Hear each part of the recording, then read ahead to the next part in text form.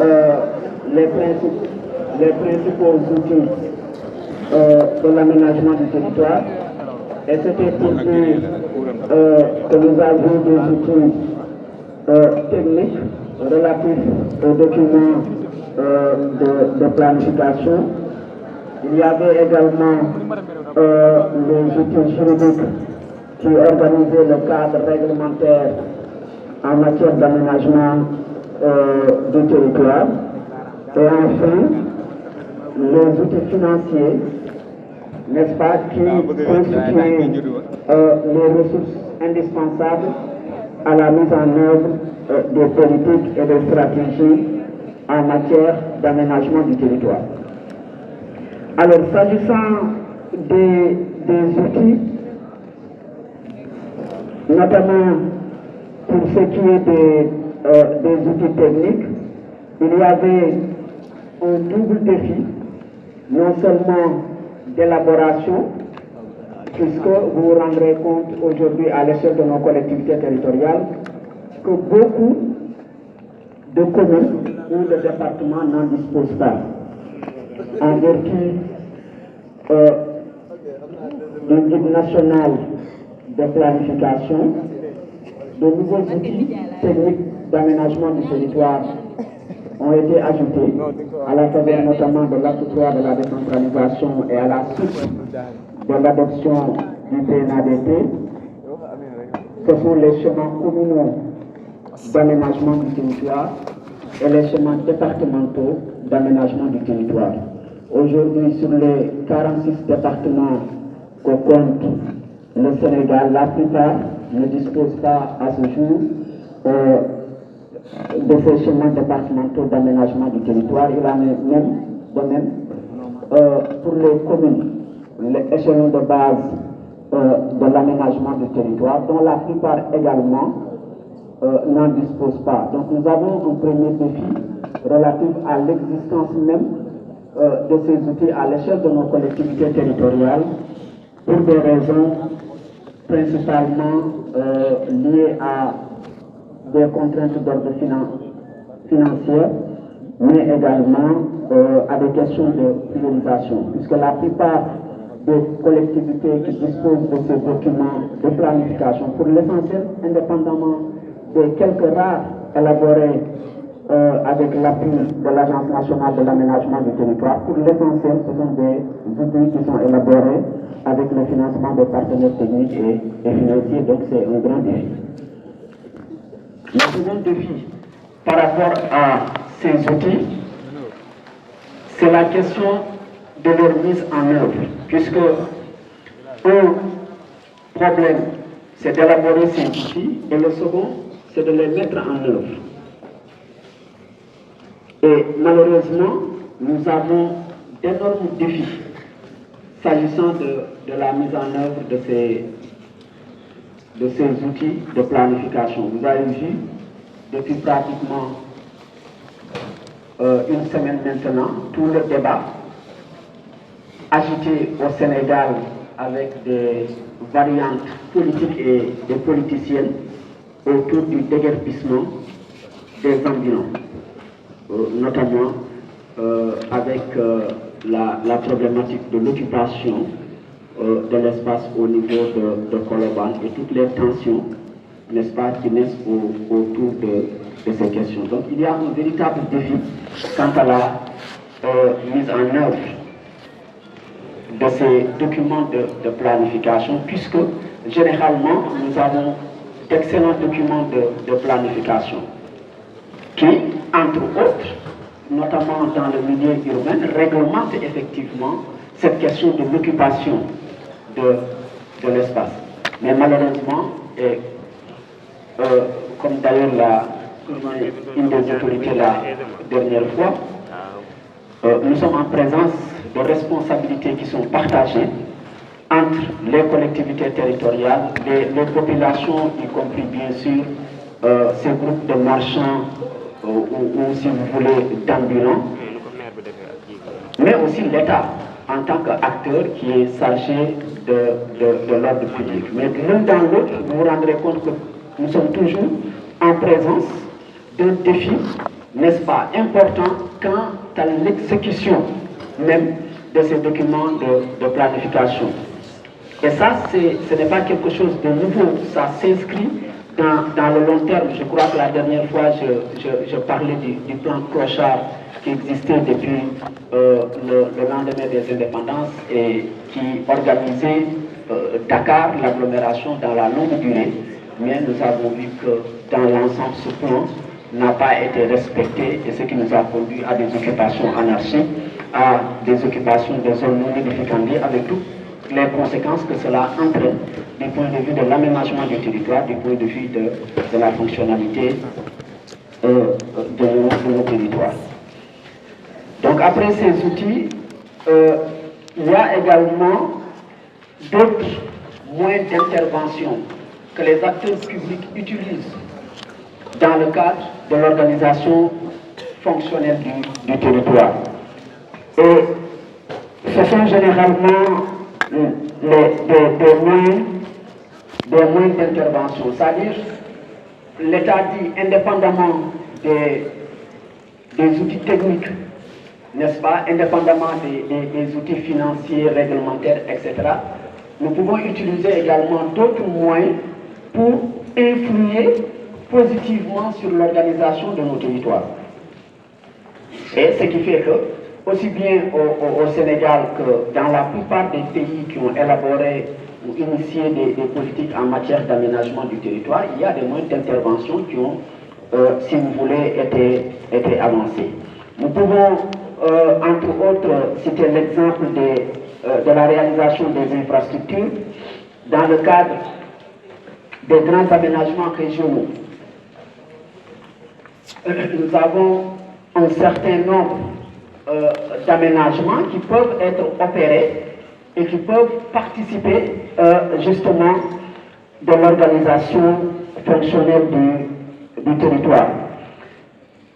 Un certain nombre d'exemples peuvent être cités, notamment aux États-Unis avec la Tennessee Valley Authority qui a été mise en place dans le cadre justement de cette valorisation, de cette optimisation de l'organisation de l'espace avec une vocation à la fois sociale et industrielle, entre autres, qui permettait justement de contribuer à une amélioration de cette organisation du territoire états-unien.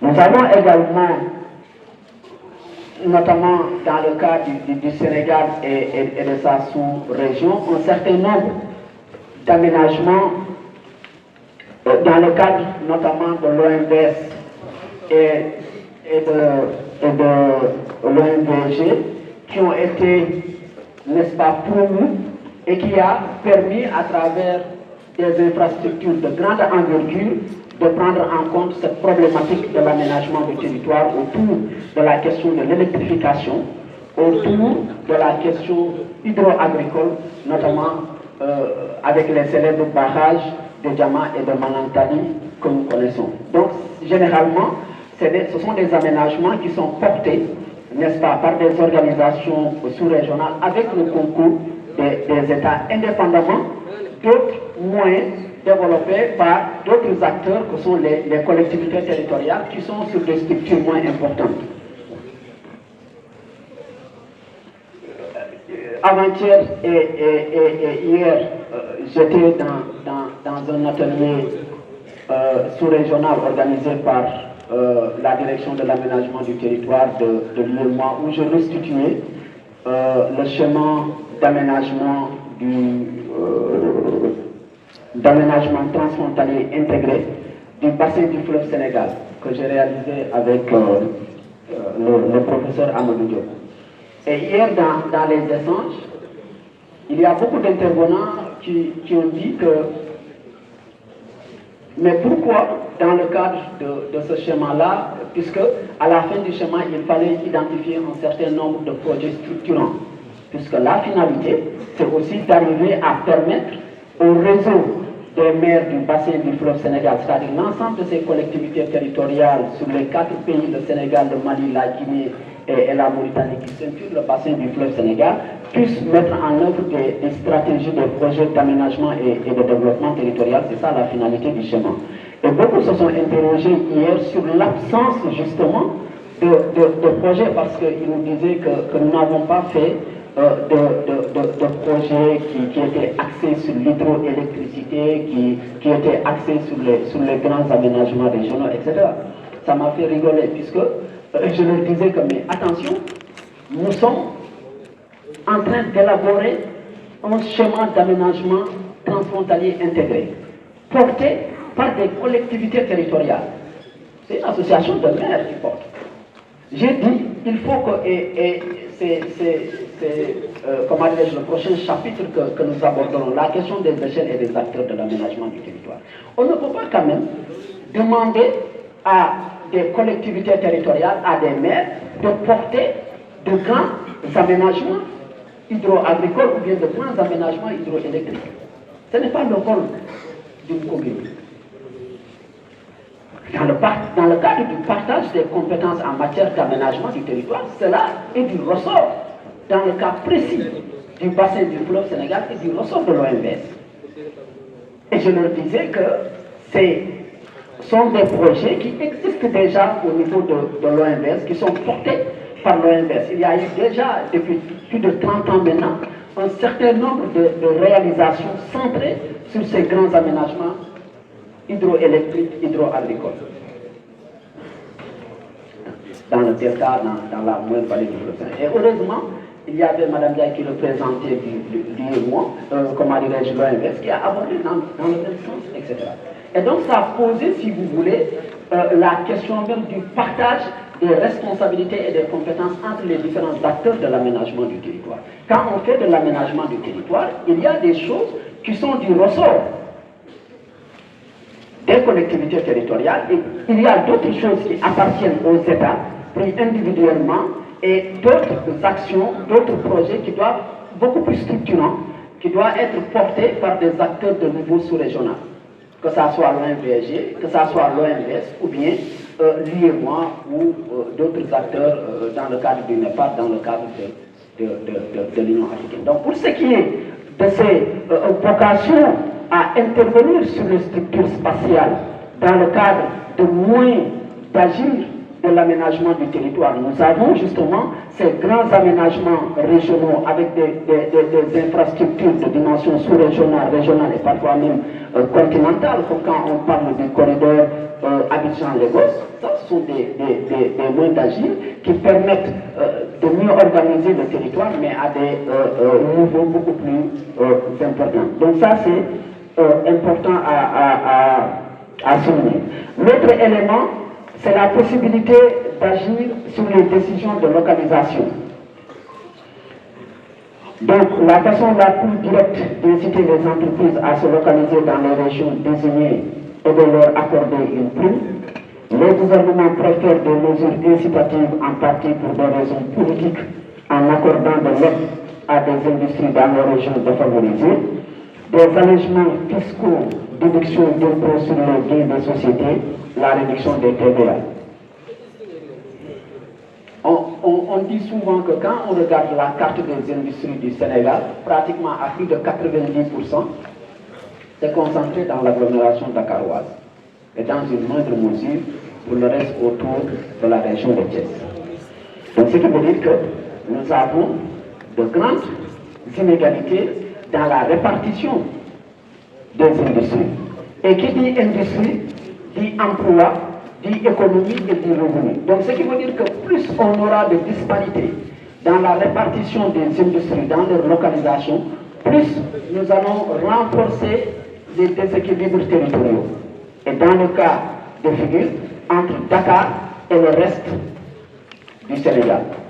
Et une des manières de pallier à cela, ce n'est pas de dire voilà, nous allons prendre 10 industries à Dakar et nous allons leur demander de s'implanter, ou bien nous allons les imposer à ce qu'elles s'installent à Tambacounda, à Matam ou bien à Ziguinchor. Non, c'est d'agir à travers des mesures incitatives pour permettre justement à ces entreprises-là de se localiser dans ces régions dites défavorisées, dans ces régions dites marginalisées. On peut développer un certain nombre de stratégies, notamment la question des allègements. fiscaux. On peut dire par exemple à une entreprise qui s'installe à Kédougou, qui s'installe à Tambacounda ou bien à Matam, sur les 5 ans, voilà, on vous annule la TVA, ou bien sur les 5 ans, on vous diminue la TVA. Ou bien sur 3 ans, voilà, on enlève un certain nombre de taxes pour vous permettre de prendre de l'emploi. Donc c'est par ces stratégies, par ces mesures incitatives qu'on peut permettre à ces entreprises-là d'aller s'installer dans ces zones. Et cela est extrêmement important. Et donc il s'agit de stratégies, dans le cas de figures actuelles, qui sont développées par l'État et qui encouragent ces entreprises à aller s'installer. Et l'État est en mesure de le faire. La preuve, c'est que récemment, dans le cadre de la réduction des denrées de première nécessité, qu'est-ce que l'État a fait? L'État a accepté d'enlever, de perdre un certain nombre de taxes, notamment sur le ciment. Et nous avons vu quand les meuniers ont commencé à se révolter, dans les discussions, ils ont dit que l'une des possibilités qui nous permettent d'agir, c'est de jouer justement sur les taxes en douane. Donc ce sont les mêmes logiques, les mêmes mécanismes qui peuvent être utilisés dans le cadre de la localisation des industries. Ce sont les seules stratégies qui nous permettent de ventiler davantage et de tendre vers la réduction des disparités dans la localisation des entreprises, des industries qui existent entre Dakar et le reste du Sénégal. Ensuite, l'autre moyen aussi, c'est d'agir sur les infrastructures publiques, c'est de procéder à la décentralisation des administrations publiques, à la décentralisation de l'emploi du secteur privé. Donc ce que nous avons proposé ou bien expliqué pour la délocalisation des industries, nous pouvons également utiliser les mêmes logiques, les mêmes approches dans le cadre de la réalisation de certaines infrastructures d'ordre public. Je crois que j'ai eu à l'évoquer ici. Quand vous dites que nous sommes en présence d'une région comme Kédougou où le taux de fréquence ou de localisation des industries est très faible, et que pour régler ça, qu'est-ce qu'il faut faire? C'est d'encourager l'installation d'industries, d'entreprises économiques à Kédougou. D'accord. Mais il ne faudrait pas oublier qu'en réalité, quand vous allez mettre en place un certain nombre d'industries, un certain nombre d'entreprises, une certaine pointe, que ce soit sur la question des mines, que ce soit sur la question de l'énergie ou bien tout simplement de l'agroalimentaire, donc vous amenez une expertise sénégalaise principalement à s'installer à Kédougou. Et donc vous êtes obligé, pour maintenir cette expertise-là dans cette région, de faire un certain nombre de réalisations d'infrastructures publiques. Parce qu'un ingénieur industriel qui s'installe à Kédougou avec sa famille, il a besoin quand même d'avoir un certain nombre de services du point de vue social, du point de vue des nouvelles technologies de l'information et de la communication. Ce qui veut dire qu'il faudrait que du point de vue de l'accès à Internet, de l'accès au téléphone, que les conditions soient améliorées à Kédougou. Il faudrait que du point de vue de la médecine spécialisée, donc tout ce qui est ophtalmologie, tout ce qui est chirurgie, dentiste et autres, que ces services-là aussi soient présents au niveau de Kédougou. Parce que les entreprises industrielles que vous avez installées pour fonctionner ont besoin d'hommes et de femmes qui sont en bonne santé, qui s'épanouissent dans leur milieu de vie. Et ça nous renvoie à la définition initiale de l'aménagement du territoire. On a dit que dans un premier temps, c'était une dimension économique, mais ensuite il y a la dimension sociale. Puisque cette dimension économique n'a pas de sens si les hommes qui occupent le territoire ne s'épanouissent pas. Cela veut dire quoi? Cela veut dire que vous créez les conditions du développement industriel, du développement économique de Kédougou, vous vous en arrêtez là, sans pour autant mettre en place les infrastructures publiques, les services publics qui devront permettre justement à ces hommes-là d'avoir le bien-être, de s'épanouir. Mais écoutez, 1, 2, 3, ils seront obligés, même s'ils sont bien payés, ils ne seront pas heureux. Ils seront obligés donc d'abandonner, de quitter Kédougou et de revenir vers Dakar ou bien d'aller vers Thiès, où non seulement ils ont la possibilité de trouver un emploi, mais plus que ça, ils ont la possibilité de s'épanouir. Donc dans sa décision d'agir dans le cadre de la localisation des industries, des entreprises, l'État, garant justement de l'équité sociale et territoriale, est obligé de prendre en compte cette dimension service. Donc voilà, si vous voulez, les différents éléments qui permettent à l'État, à travers un certain nombre de moyens, d'agir sur l'organisation du territoire à travers la réalisation d'un certain nombre d'éléments. Ensuite, donc, ce qui met fin à la troisième partie, qui était consacrée aux outils et aux méthodes de l'aménagement du territoire. Nous allons à présent aborder la quatrième partie, axée sur ce que je disais tantôt, la question de l'échelle et des acteurs de l'aménagement du territoire.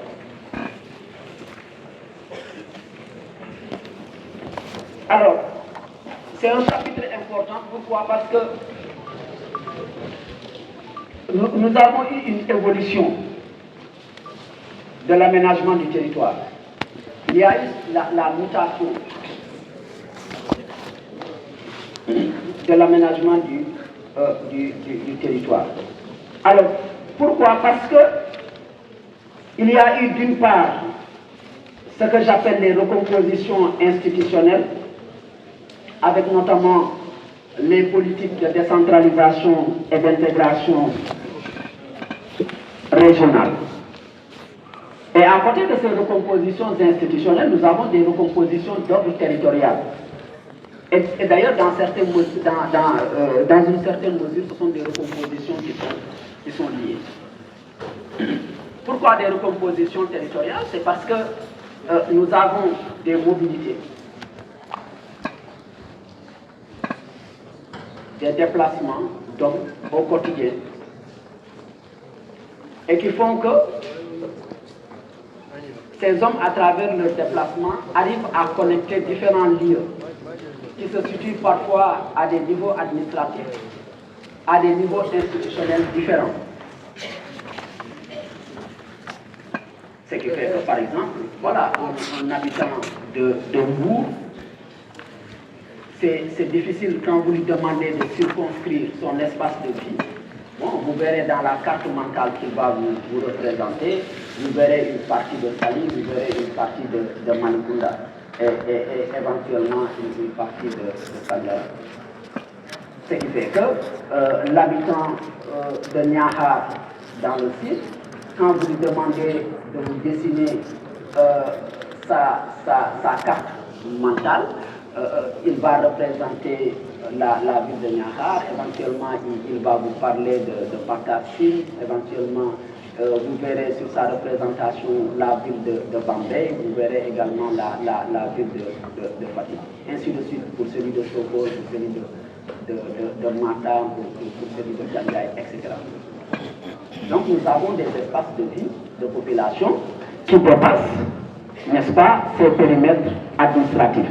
Et ce qui font que l'homme ou l'acteur public, que ce soit le maire, que ce soit le président du conseil départemental de l'État, qui fait de l'aménagement du territoire, est obligé de tenir compte de cette dynamique-là. Ça, c'est le premier élément en termes de recomposition territoriale. Maintenant, s'agissant des recompositions institutionnelles, nous avons eu d'abord les politiques de décentralisation.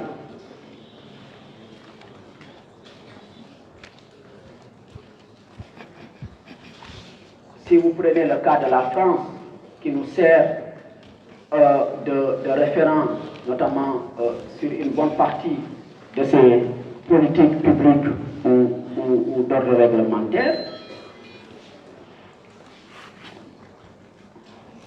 c'est le président Mitterrand qui disait que la France a eu besoin d'un pouvoir centralisé pour ce faire. Aujourd'hui, elle a besoin d'un pouvoir décentralisé, sinon elle risque de se défaire. Avec l'arrivée des socialistes au pouvoir au début des années 80. Et c'est dans ce cadre-là que les politiques de décentralisation ont été initiées, confiées à Gaston Defferre, qui à l'époque était le ministre en charge de la décentralisation, maire de Marseille, et donc qui a travaillé sur cette nécessité d'un changement de regard par rapport à l'aménagement du territoire, qui jusqu'alors était porté principalement ou essentiellement par l'État, comme acteur public central, clé, unique en matière d'aménagement du territoire.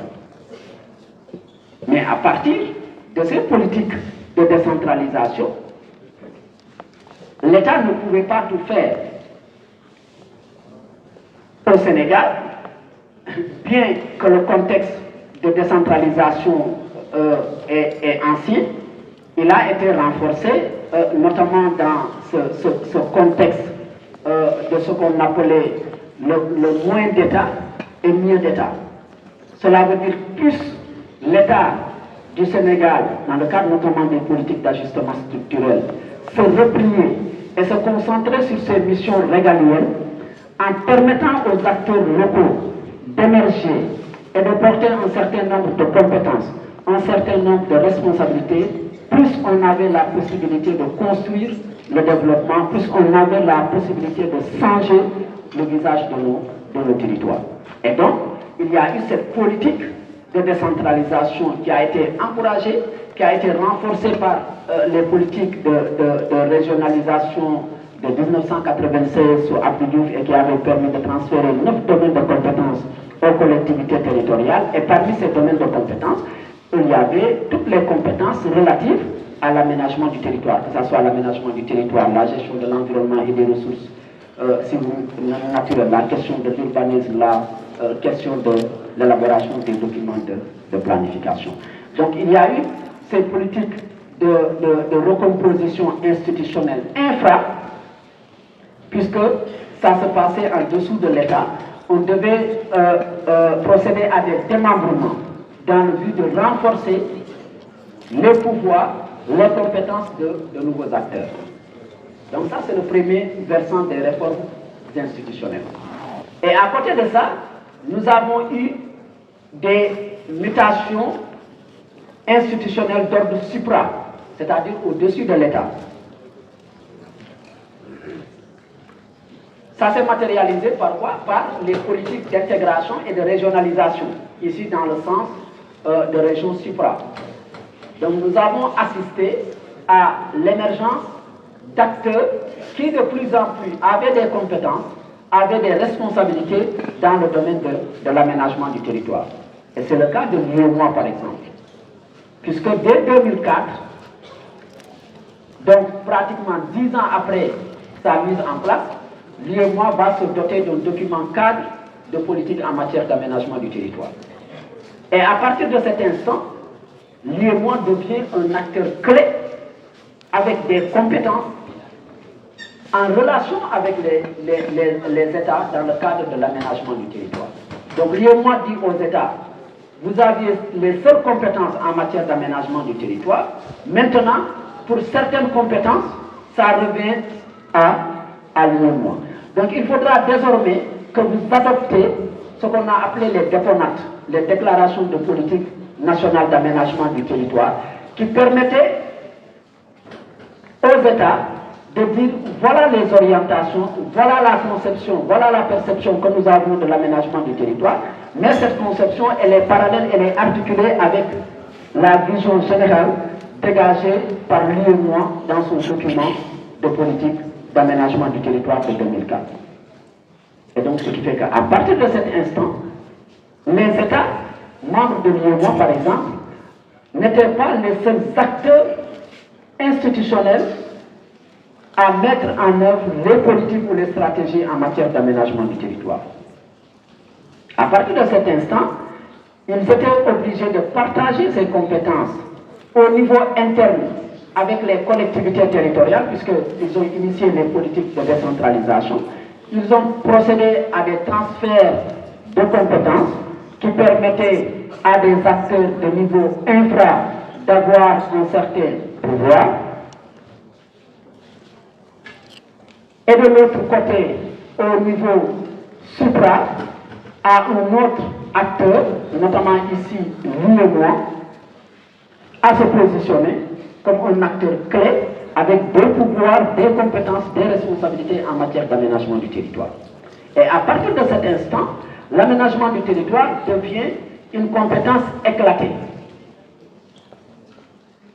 Ce qui fait que pour certains, on passe d'un aménagement centralisé, porté par un seul acteur, l'État, à un aménagement contractualisé.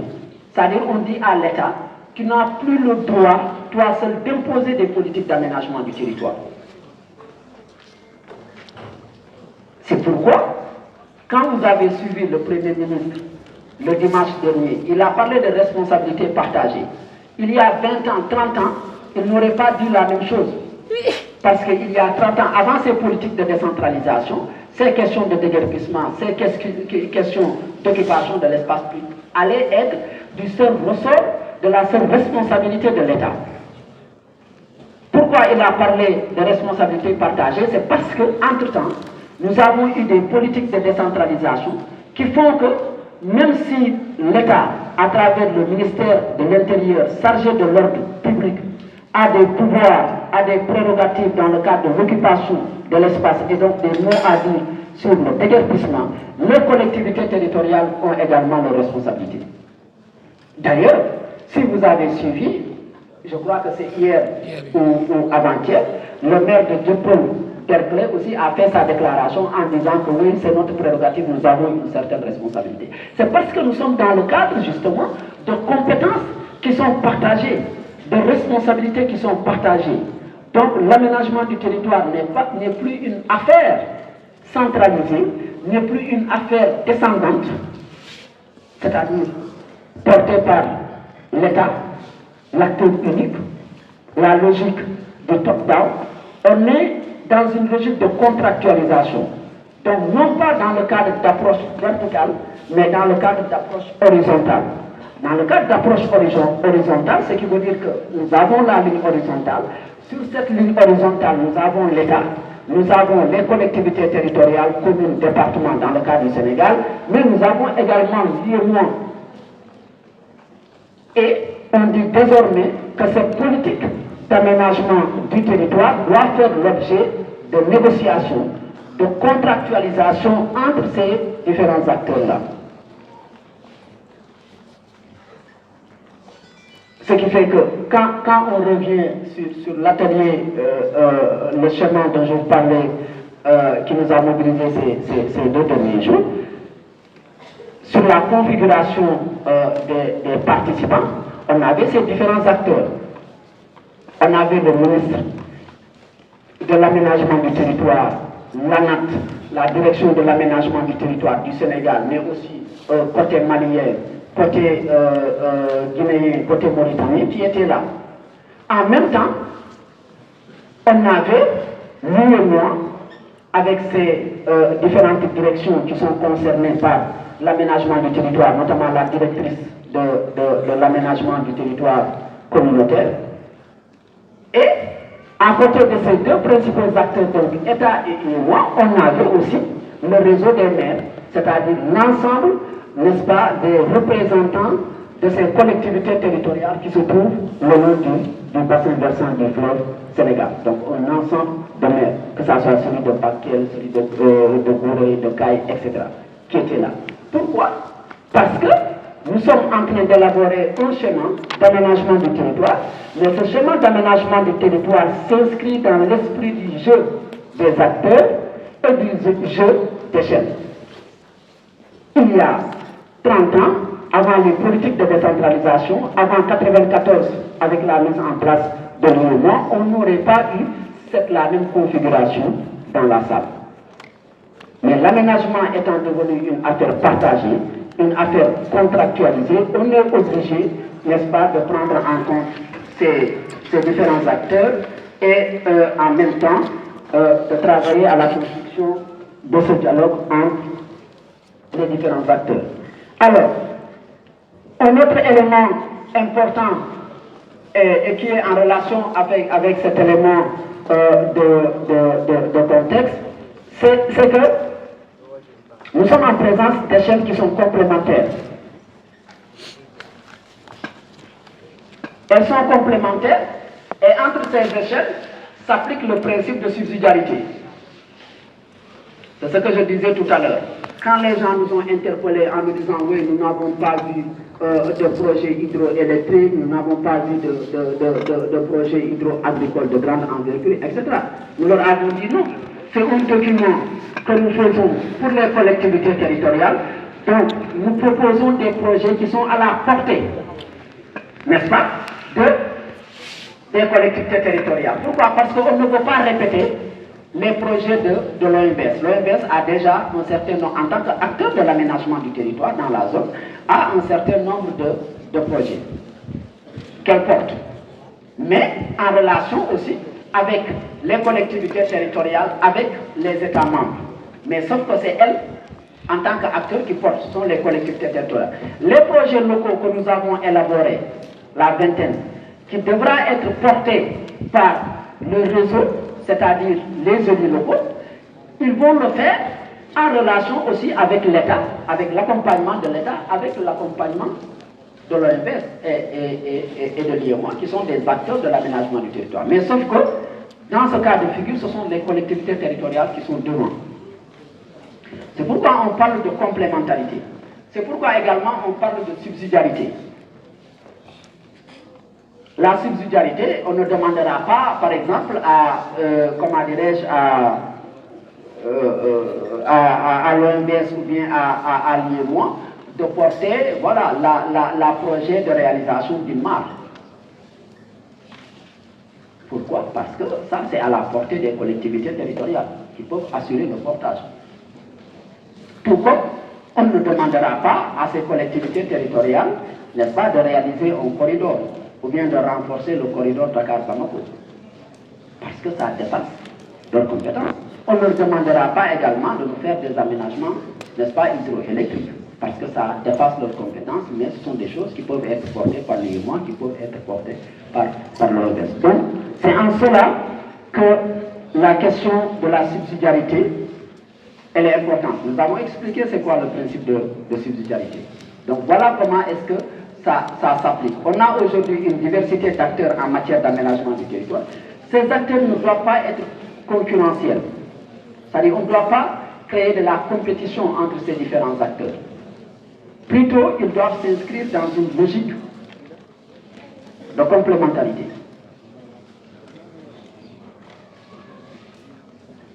Et si tel acteur ne peut pas faire telle réalisation, il confie, n'est-ce pas, à l'acteur qui se situe à l'échelle jugée la plus pertinente.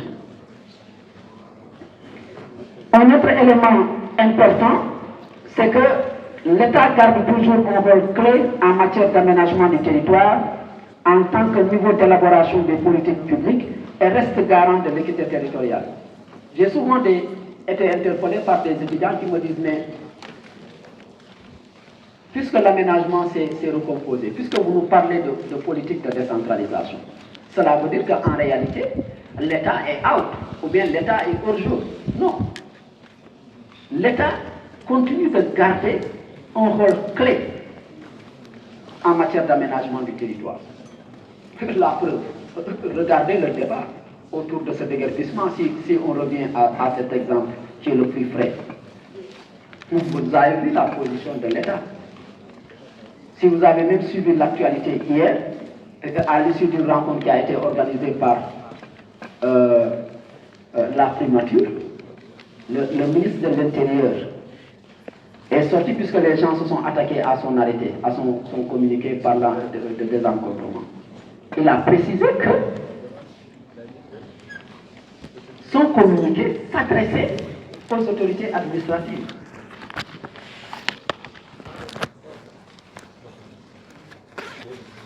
Quand vous lisez entre les lignes, c'est qui veut dire que nous sommes dans une précision qui cherche à clarifier en disant que moi, État, en tant qu'acteur, je me suis adressé à des gens qui dépendent de moi, qui sont les autorités administratives. Mais à côté de ça, il y a d'autres auxquels je ne me suis pas adressé, si on l'écoute très bien, et ces autres-là, ce sont les collectivités territoriales. Quand vous prenez cette déclaration, vous confrontez avec celle du maire de Dieuppeul-Derklé, vous vous rendrez compte que nous sommes en présence de discours de deux acteurs de l'aménagement du territoire et chacun essaie de dire que je suis acteur clé, j'ai un certain nombre de responsabilités. Mais quand vous poussez l'analyse, vous vous rendez, en confrontant des discours, vous vous rendez compte qu'en réalité, nous sommes dans le cadre de logique éclatée, de logique partagée de l'aménagement du territoire et qui nous renvoie à cette question de la contractualisation de l'aménagement du territoire. Cela veut dire qu'un seul acteur ne peut pas le faire correctement, ne peut pas le faire de manière efficiente. Et donc nous renvoyons dans la logique de la complémentarité, dans la logique de la contractualisation, dans la logique du dialogue territorial. Mais l'État reste toujours un acteur clé. Vous suivez un autre acteur du gouvernement, le ministre de l'Industrie.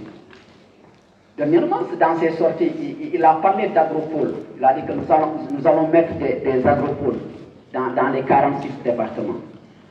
Mais on est dans des logiques d'aménagement du territoire. On est dans des logiques d'aménagement du territoire. La semaine dernière, si vous avez écouté les différentes sorties du ministre de la Famille et des Solidarités, quand elle remettait les moulins à Ziguinchor, et elle en a fait là de même à Kédougou. Elle a parlé de logique de l'État d'accompagner les femmes qui se trouvent dans les zones vulnérables, dans les zones jugées enclavées, marginalisées. On est dans une logique d'équité territoriale.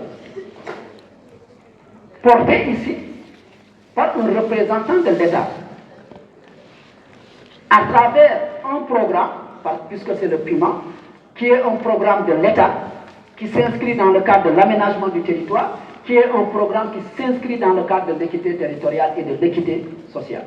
Puisque justement, ce programme-là est destiné à ces régions qui, dans le cadre des politiques publiques d'aménagement du territoire, sont considérées comme des zones qui ont été marginalisées sur la longue durée. Ça, c'est actuellement. Mais si on retourne avec l'ancien régime, quand on parle d'aménagement du territoire, c'était quoi? On parlait de Diamniadio, on parlait du TER, on parlait du BRT. Mais tous ces investissements, toutes ces infrastructures reflétaient en réalité, au-delà même du régime, la personnalité du président de la République. Quand une personne vous parle de Diamniadio en bien ou en mal, il s'adresse à Macky Sall. Quand il vous parlait du TER en bien ou en mal, c'est le chef de l'État. Et ainsi de suite. Donc, pour dire qu'en réalité, l'État a certes transféré des compétences, l'État a fait des réformes pour permettre l'émergence de nouveaux acteurs, mais l'État reste toujours un acteur clé, un acteur indispensable, un acteur incontournable de l'aménagement du territoire. Maintenant, ses missions et ses vocations ont changé, ont évolué. Il faisait seul, aujourd'hui il ne peut plus faire seul, il fait avec d'autres. Mais les autres ne peuvent pas aussi faire sans lui. Donc il a réformé, il a transformé, mais il reste toujours un acteur clé. Donc ça, si vous voulez, c'est un élément important à prendre en compte. Alors, ce qui fait que ça me permet de tirer la conclusion, bien qu'il soit désormais obligé de composer avec d'autres acteurs, l'État garde toujours une place centrale, un rôle clé dans l'élaboration, le financement et la mise en œuvre des politiques publiques. L'État est toujours un délivreur de services et assure la contrôle de l'égalité des actes des collectivités territoriales. Il continue à délivrer des services, ce que je disais tout à l'heure avec la ministre des Solidarités. Tu donnes des moulins, tu donnes des tracteurs, tu fais des investissements. Donc l'État est toujours là. L'État a transféré, a fait de la décentralisation, mais l'État dit aux collectivités territoriales, attention, tout ce que vous faites, je vais contrôler. Même si je contrôle après, mais je vais contrôler. Donc ce qui veut dire que, voilà, il a toujours, si vous voulez, une place à jouer. À côté, si vous voulez, de cet acteur clé, de cet acteur central, nous avons les collectivités territoriales maintenant. Les collectivités territoriales qui se trouvent à l'échelle locale. Alors, à la différence de l'État, s'agissant des collectivités territoriales qui se trouvent à l'échelle locale, nous avons une diversité d'acteurs. Dans le cadre de l'État, nous avons la hiérarchie.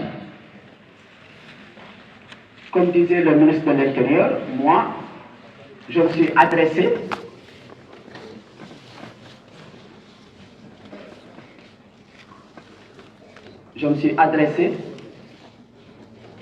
à des agents qui dépendent de moi, c'est les autorités administratives.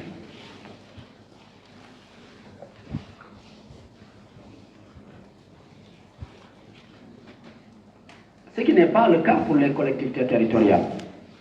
Le maire de Dieuppeul a parlé, d'autres maires ont parlé, parfois avec même des discours ou des positions qui sont différentes. Donc, au niveau de l'échelle locale, déjà nous avons en ordre les collectivités territoriales qui sont déjà hétérogènes, avec des positionnements, avec des intérêts qui peuvent diverger, puisque aussi ce sont des hommes politiques. Mais à côté de ça, nous avons au niveau de l'échelle locale d'autres acteurs, puisque nous avons non seulement les collectivités territoriales, mais nous avons les acteurs, les organisations de la société civile, d'autres acteurs locaux sur le territoire qui sont indépendants.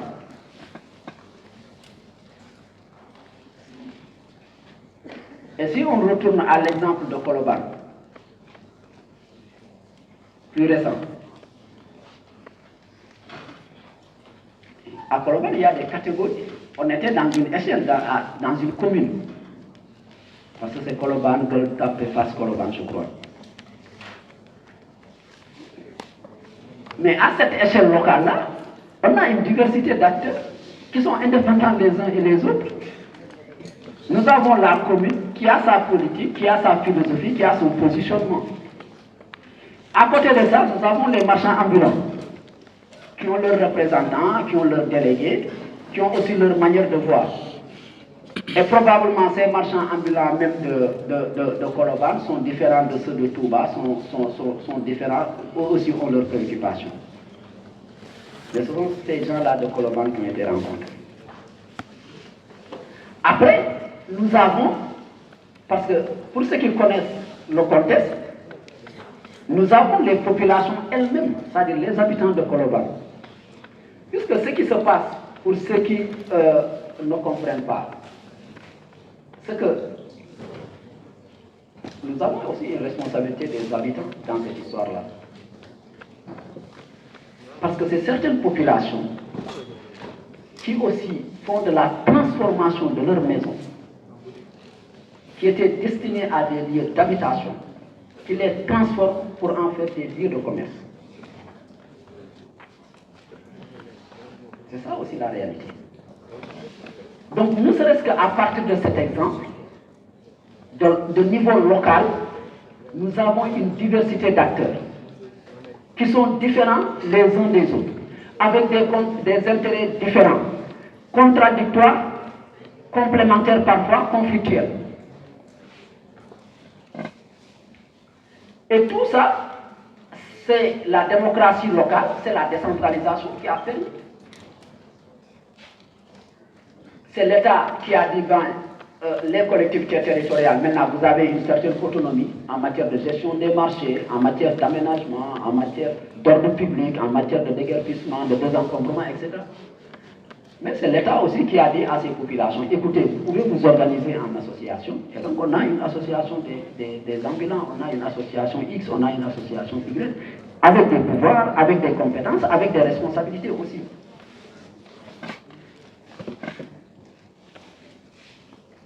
Donc ça, c'est une première différence avec le niveau national, avec l'État comme principal acteur, qui a ses démembrements, mais tous ces démembrements sont liés. Le ministre de l'Intérieur appelle le gouverneur de Matam, il lui dit au sous-préfet de Bokidjawe ou bien de quelque part de faire ceci, de faire cela. Il le fait, exécute. Exécute. Dit au sous-préfet d'Almadi ou bien celui qui s'occupe de Koloban, il le fait. Point final. Dit au préfet de Rufisque de désencombrer tel rue, le préfet exécute.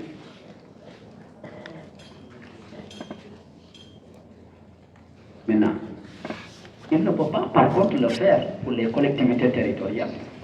Les collectivités territoriales ne peuvent pas le faire pour les ambulants ou pour les habitants.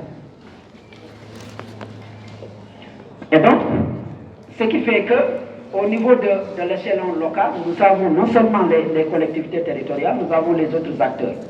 Donc la décentralisation a permis l'émergence du niveau local qui est devenu au niveau central en matière d'aménagement et de développement. L'échelle locale compte plusieurs acteurs n'ayant aucun lien institutionnel et hiérarchique. C'est ce que j'expliquais tout à l'heure. Pas de lien institutionnel et hiérarchique. En effet, au niveau local, on retrouve les collectivités territoriales, les organisations de la société civile, mais aussi le secteur privé local.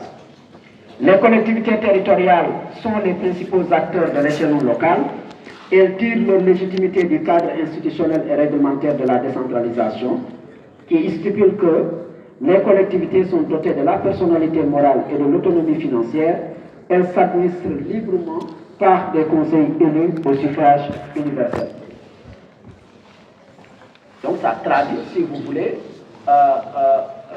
l'autonomie de ces collectivités territoriales, même si par ailleurs, il faut le souligner, l'État a plusieurs moyens contraignants, n'est-ce pas, qui lui permettent d'imposer un certain nombre de choses aux collectivités territoriales, parce que c'est ça aussi qui permet de garantir un certain niveau organisationnel. Enfin, l'échelle supranationale, le défi de l'intégration et de la mondialisation. Donc, l'échelle supranationale renvoie, n'est-ce pas, à tous les exemples que nous avons évoqués s'agissant de l'UEMOA et de son positionnement dans le cadre des politiques d'aménagement du territoire. Ce que nous avons dit pour l'UEMOA, nous pouvons également le dire dans le cadre de l'Union européenne, puisqu'on a vu comment la politique d'aménagement communautaire de l'Union européenne est montée en puissance, allant même jusqu'à occuper à un moment le deuxième poste de défense après la politique agricole commune.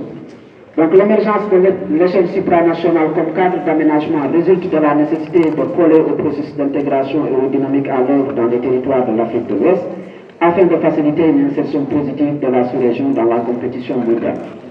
La déclaration de Lisbonne, qui insiste sur la compétitivité de l'Union européenne, donne à l'aménagement du territoire tout son sens en tant que moyen de créer des richesses, d'assurer la cohésion et l'équité territoriale. Il y a une volonté de faire progresser l'intégration régionale à partir des petites Europes ou des pays frontières dans le cadre de l'Afrique de l'Ouest. Parce qu'il ne faut pas déconnecter la montée de cette échelle supranationale dans le cadre de l'aménagement du territoire avec sa vocation première, qui est l'intégration régionale. Puisque la vocation première de l'UEMOA, c'est de faire de l'intégration régionale.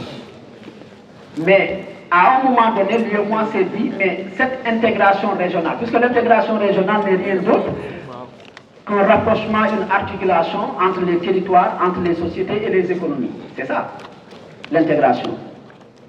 Or, l'aménagement du territoire qui nous permet d'assurer une bonne organisation du territoire peut faciliter justement cette articulation, cette intégration entre nos sociétés, cette intégration entre nos économies et nos différents segments de territoire. Donc ce qui fait qu'à un moment donné, aussi bien dans le cadre de l'Union européenne que dans le cadre de l'UEMOA, les gens ont dit que l'aménagement du territoire peut être un outil pour promouvoir l'intégration régionale, pour atteindre notre objectif initial qui est l'objectif d'intégrer le territoire. Donc ils ont travaillé, si vous voulez, dans ce sens-là. Et ce qui fait que l'UEMOA a fortement accompagné cette politique qu'on a qualifiée de pays frontières, c'est-à-dire un peu d'essayer de construire l'intégration régionale recherchée à partir d'un certain nombre d'espaces circonscrits. Ça renvoie un peu à l'idée de cercles circoncentriques dans le cadre de l'intégration développée par le président Senghor dans les années 60, pour dire qu'en réalité, on pouvait construire l'intégration régionale en procédant à des regroupements par des zones qui sont beaucoup, n'est-ce pas, beaucoup plus circonscrites pour faciliter cette articulation, n'est-ce pas, cette mise en relation des économies et des sociétés. Et ça a été promu, si vous voulez, dans le cadre de ce que les autorités maliennes ont appelé les pays frontières, c'est-à-dire des espaces transfrontaliers qui présentaient une certaine homogénéité, un certain niveau, si vous voulez, d'intégration visant à faciliter le rapprochement. Et dans le cadre de ce rapprochement, justement, ça peut s'appuyer sur des politiques d'infrastructure économiques ou sociales portées dans le cadre des politiques de l'aménagement du territoire. Ce qui fait qu'aujourd'hui, pour l'UEMOA, c'est indispensable de concevoir l'intégration, n'est-ce pas, de la région ouest africaine sans pour autant mettre en avant cette dimension aménagement du territoire. La cinquième et la dernière partie du cours essaie de voir la relation qui existe entre aménagement du territoire. Jusque-là, nous avons parlé d'aménagement du territoire. Donc, essayer de voir cette relation entre aménagement du territoire, développement local et développement territorial. Alors, nous avons dit que ce sont des concepts interliés. Pourquoi ce sont des concepts interliés? Parce que, en procédant à l'analyse de ces différents concepts, nous l'avons déjà fait pour l'aménagement du territoire, mais on se rendra compte qu'il y a une certaine proximité, n'est-ce pas, une certaine similitude, si vous voulez, entre ces différents concepts, même si par ailleurs on peut souligner l'existence de différences entre ces concepts. Donc, comment est-ce que nous allons procéder? C'est de faire la définition des deux autres concepts, de développement local et de développement territorial, ce qui nous permettra de voir les similitudes et les différences qui existent entre ces différents concepts. Alors, le développement local, c'est un concept qui s'est imposé dans les années 70 dans un contexte de crise économique. Il est vu comme une alternative au modèle classique de l'économie régionale, notamment les pôles de développement, les modèles économiques de base et les politiques de subvention. Le développement local est apparu comme une remise en cause du rôle central de l'État et des politiques traditionnelles, c'est-à-dire l'ère de l'État-providence. Dans le contexte d'émergence, et ça renvoie à ce que j'expliquais tout à l'heure à propos de l'aménagement du territoire. J'ai dit que pendant longtemps, c'est l'État qui a porté la politique d'aménagement du territoire. donc qui a opéré dans le cadre d'approche verticale, descendante. C'est-à-dire on est en haut, au niveau de l'État, au niveau du gouvernement, on définit des politiques de développement et ensuite qui sont exécutées au niveau de la base. Point final. Alors, puisque c'est ce modèle qui a été mis en avant à un moment donné, notamment à la faveur de la crise économique des années 70, les gens ont commencé à s'interroger à ce modèle-là. Est-ce que ce modèle qui consiste à considérer le territoire national de manière homogène, à définir des politiques macro et à les décliner au niveau local, est-ce que cela vraiment nous permet de transformer nos économies? Est-ce que ça nous permet de mettre nos populations de la base dans des conditions d'épanouissement favorables? Et la réponse était non. C'est-à-dire, on a dit que cette ère de l'État-providence, c'est-à-dire que c'est l'État qui définit, qui met en œuvre, qui fait le suivi, qui fait l'évaluation et qui commence un nouveau cycle, n'est-ce pas? Cela ne nous a pas permis d'atteindre nos objectifs puisque nous sommes toujours en présence de crises cycliques du point de vue économique et du point de vue social. Et donc il était important de revoir cette approche dite descendante, cette approche dite verticale. Alors, à partir de cet instant, donc les gens ont pensé à développer l'approche développement local. C'est quoi le développement local? Il porte sur la promesse d'un modèle alternatif de développement, d'une solution de rechange au développement inégal et à la croissance tributaire de forces extérieures. C'est en outre un cadre d'analyse où l'on met l'accent sur les facteurs de développement économique spécifiques à la communauté ou à la région, sur les capacités locales et régionales qui peuvent mener à la création et au maintien d'avantages compétitifs, et sur le rôle du milieu comme facteur d'innovation et de dynamisme. Alors, donc, dans cette conception-là, on dit que les approches qui sont promues promouvent un développement inégal. Pourquoi? Parce qu'il est porté par des forces extérieures. C'est-à-dire c'est des gens qui sont extérieurs au territoire de Gandiaï, au territoire de Fongolimbi, au territoire de Ndjebel, qui conçoivent des politiques de développement de l'extérieur. Donc, loin de ces territoires, donc loin des réalités de ces territoires-là. Et qu'en réalité, cette approche, cette démarche-là ne nous permet pas d'avoir les résultats escomptés, puisque ces approches ne connaissent pas le territoire, ne permettent pas de concevoir des stratégies, des alternatives, en tenant compte des spécificités du territoire, puisque pour concevoir des stratégies à partir des spécificités du territoire, il faut être du territoire, il faut partir du territoire.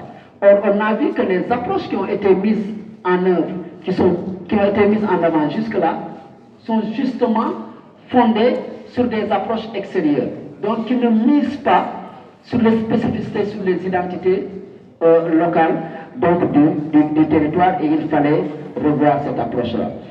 C'est l'expression de la solidarité locale, créatrice de nouvelles relations sociales, et manifeste la volonté des habitants d'une micro-région de valoriser les richesses locales, ce qui est créateur de développement économique. Donc dans le cadre du développement local, première opposition par rapport au développement descendant, vertical, c'est de dire que nous ne concevons pas le territoire de manière macro. Le développement local s'opère sur des territoires micro. C'est-à-dire ici, par exemple, à l'échelle de nos communes. C'est-à-dire, au lieu de dire que nous concevons un développement à partir de Dakar, on conçoit le développement de Matam, on conçoit le développement de la région de Kédougou, non. On essaie de voir au niveau local, d'Indefendo, Médina Bafé, c'est quoi les spécificités de ces territoires-là? C'est quoi les forces du territoire de Médina Bafé? C'est quoi sa situation géographique? Quelles sont ses spécificités? C'est quoi son identité culturelle, son identité historique? On part sur cette base pour dire, ah, mais tiens, à partir de cette connaissance que nous avons du territoire de Médina Bafé, situé dans le sud-est du Sénégal, dans la région de Kédougou, voilà, nous, ce que nous proposons. Voilà les filières économiques sur lesquelles nous devons travailler, à valoriser. Voilà le capital humain, comment il est constitué, voilà les handicaps, voilà comment est-ce que nous comptons développer le capital humain de Médina Bafé. Et ça, ce n'est pas quelqu'un qui est à Dakar ou ici ou à la primature de faire cette conception. C'est quelqu'un qui est parti sur le territoire de Médina Bafé, qui est resté sur le territoire de Médina, qui discute avec les gens, qui leur disent quelles sont les contraintes, qui leur disent par rapport à ces contraintes-là, comment est-ce que nous pouvons changer des choses. Et c'est cet agriculteur, cet éleveur de Médina, qui dans sa langue locale, dans sa dialecte, va vous proposer des alternatives que vous, en tant que spécialiste, en tant que géographe, en tant qu'aménagiste, en tant que développeur, n'est-ce pas, va concevoir pour élaborer un projet. Et c'est ça l'approche du développement local. C'est une approche qui est portée par les acteurs locaux,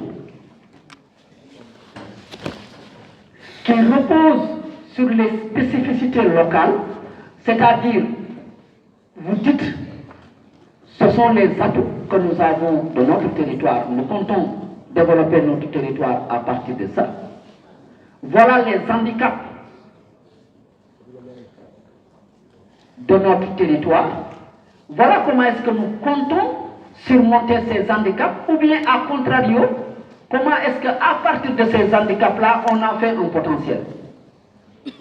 Je me rappelle, quand on montait le projet de développement intégré de Fatick, il y a quelques années, à l'époque, c'est le président Abdoulaye Sène qui nous disait, mais nous avons un territoire qui à 33% est occupé par des tannes, c'est-à-dire les terres salées, pour ceux qui connaissent Fatick. Alors, les gens considèrent que cela est un handicap pour nous, mais moi, en tant que président, ce que je veux qu'on essaie de voir, c'est comment, de cet handicap-là, de ce sel qui est un peu présent un peu partout, qui gêne l'agriculture, comment est-ce que nous pouvons faire de cet handicap-là une opportunité de développement. Nous lui avons dit que c'est possible. Nous avons commencé à discuter avec lui, à discuter avec les conseillers, à discuter avec les acteurs. Nous sommes partis sur le terrain, dans les villages. Nous avons discuté avec les producteurs de sel qui à l'époque vendaient à 150 à 200 francs. Nous avons discuté, on a fait le diagnostic. On a dit, mais quelles sont les stratégies? Ils ont proposé, ils ont parlé en sérère, ils ont parlé en wolof. Nous avons traduit, conçu dans un document. Et nous avons dit, voilà le document pour développer le territoire de Fatick. À partir de ce document, nous sommes allés chercher des financements. Une ONG belge nous dit, ah mais tiens, on va vous accompagner. Et donc nous avons conçu cette stratégie de développement. Nous sommes partis de là. Et jusqu'en 2012, avant la crise malienne, la tonne de sel se vendait à 50-60 000 francs.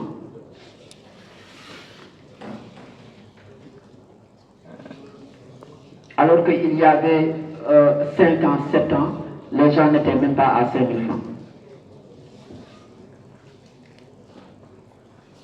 Et donc, les gens ont su que c'était possible. Mais cela suppose que les acteurs se mobilisent, qu'il y ait une harmonie entre les acteurs et que les stratégies qui sont développées, que ce soit des stratégies endogènes et des stratégies à pérenniser. Parce que c'est ça aussi, dans le cadre de cet exemple précis, ça a été le grand défi. C'était le défi de la pérennisation de cette stratégie, puisque après, quand les choses ont commencé à se développer, les acteurs n'ont pas pu pérenniser, n'ont pas pu davantage endogénéiser cette stratégie-là. Et ils ont laissé des gens qu'on a appelés les saliculteurs du dimanche, des fonctionnaires venus de Dakar, venus d'ailleurs, n'est-ce pas, s'immiscer dans leur territoire et déstabiliser complètement, si vous voulez, le tissu. Donc, dans les logiques de développement local, la question du territoire, elle est importante. La question de la valorisation de ces ressources locales, elle est fondamentale, puisque chaque territoire a un potentiel qui peut être caché.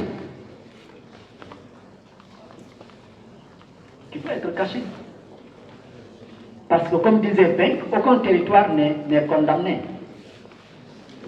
Il n'y a pas de territoire, si vous voulez, pauvre. Il y a des territoires sans projet. C'est-à-dire, on ne connaît pas suffisamment le territoire, on ne connaît pas suffisamment les potentialités et les richesses, et de telle sorte qu'on dit, voilà, le territoire, il n'est pas riche, et donc il ne faut pas penser des stratégies de développement. Pour la data, le développement local et la mise en œuvre, le plus souvent, mais pas exclusivement dans le cadre d'une coopération communale, d'un projet global associant les aspects économiques, sociaux, culturels du développement, généralement initié par les élus locaux. Un processus de développement local s'élabore à partir d'une concertation large de l'ensemble des citoyens et des partenaires concernés et trouve sa traduction dans une maîtrise d'ouvrage communal. Il y a un élément important qui regroupe la question de l'aménagement du territoire. On dit que c'est un projet global, associant les dimensions économiques, sociales, culturelles. Quand on définissait l'aménagement du territoire, on a dit qu'on a évolué progressivement d'une dimension strictement économique, puis après on a intégré la dimension sociale et puis la dimension environnementale. Donc, ne serait-ce que de ce point de vue-là, le développement local et l'aménagement du territoire ont quelque chose en commun, c'est que nous sommes dans le cadre d'approches qui sont globales, intégrant les différentes dimensions du développement.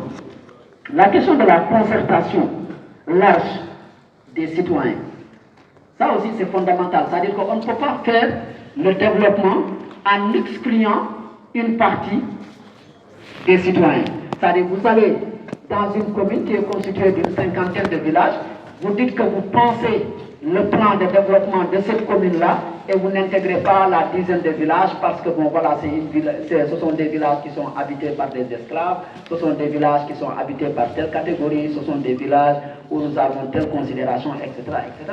C'est des réalités que nous trouvons dans nos territoires. Donc des contraintes d'ordre social, d'ordre culturel qui font que parfois on n'a pas cette large concertation des citoyens, cette large concertation des acteurs. Donc ça, c'est un élément à éviter. Le développement local peut être à la fois urbain et rural. Il repose sur la capacité des acteurs locaux à s'organiser autour d'un projet, à se fédérer autour d'un objectif de développement en commun en mobilisant les potentialités et les ressources du territoire. Urbain-rural. Aujourd'hui au Sénégal, nous avons deux communes qui sont constituées de quartiers et de villages en même temps. Vous prenez des communes comme Bakel, vous prenez des communes comme Kidira, vous prenez des communes comme Djahao, etc. Vous verrez des parties rurales et vous verrez des parties urbaines. Le développement se conçoit à ce niveau. Nous avons des communes essentiellement rurales. Vous allez à Tchombi par exemple, on a un ensemble de villages, ce que des villages, nous sommes dans une zone totalement rurale. Vous allez à Thieu, la même chose. Nous pouvons être en présence de zones essentiellement urbaines. Vous allez à Sibassor, nous avons cette situation-là. Vous allez ici aux parcelles, nous avons cette situation. Vous allez aller à Koloban, Gueltapé, Koloban, c'est une commune essentiellement urbaine où on peut développer une stratégie de développement local. Donc là aussi, ça recoupe l'aménagement du territoire, puisqu'on disait de l'aménagement du territoire qu'il pouvait se passer en milieu urbain, qu'il pouvait se passer en milieu rural, mais qu'il pouvait également se passer sur des territoires mixtes, c'est-à-dire à la fois urbains et rural. Alors, qu'est-ce que nous pouvons retenir de ces différentes définitions? C'est qu'elles mettent en évidence un certain nombre d'éléments. Le premier élément, c'est que le développement local est une approche de renouvellement des pratiques en matière de développement. Pourquoi on parle de renouvellement des pratiques? Parce que nous sommes passés d'une logique de développement descendante, donc d'une approche verticale, à une logique de développement qui partait de la remontée des bases, le développement endogène,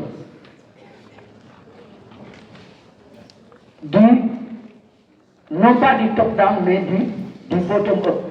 C'est-à-dire on part de la base, donc on développe les communes, une commune, deux communes, plusieurs communes, au moins, pour assurer le développement de l'ensemble du Sénégal, et non le contraire. Le développement local ne se limite pas à sa dimension économique, mais d'autres dimensions interviennent, sociales, culturelles et environnementales. Donc ici, on recoupe l'aménagement du territoire. L'idée de mobilisation de la population locale autour d'un projet, la notion de participation. Donc quand on ne peut pas parler de développement local si l'aspect participation ne figure pas. Donc tout processus de développement qui n'est pas participatif ne peut pas être considéré comme du développement local. Donc ça c'est un élément fondamental. La démarche est concertée et inclut l'ensemble des acteurs. C'est ce que je disais tout à l'heure. On ne peut pas être dans des logiques d'exclusion. Ça veut dire qu'on prend en compte telle partie, on ne prend pas en compte tel autre acteur. Ça c'est à éviter fondamentalement. C'est une démarche endogène. Elle est endogène puisqu'on part du territoire. On fait du développement local avec les acteurs locaux, c'est-à-dire ceux du territoire. On fait du développement local à partir des ressources du territoire. C'est-à-dire que si on veut faire le développement local de Touba, on s'appuie sur les richesses de Touba. On ne peut pas faire du développement en disant que nous allons chercher à Mbaké ou à Bambe ou à Djoubel. On puise sur les potentialités, sur les ressources de Touba. Maintenant, ces ressources peuvent être matérielles, c'est-à-dire du concret, comme le marché Ocas. Ça peut être de l'immatériel.